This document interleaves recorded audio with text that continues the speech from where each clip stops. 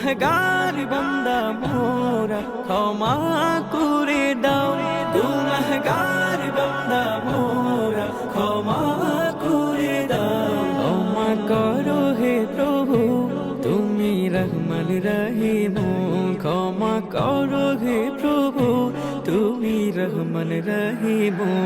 আল্লাহু আল্লাহু আল্লাহু আল্লাহু আল্লাহু আল্লাহু আল্লাহু আল্লাহু আল্লাহু আল্লাহু আল্লাহু আল্লাহু আল্লাহু আল্লাহু আল্লাহু আল্লাহু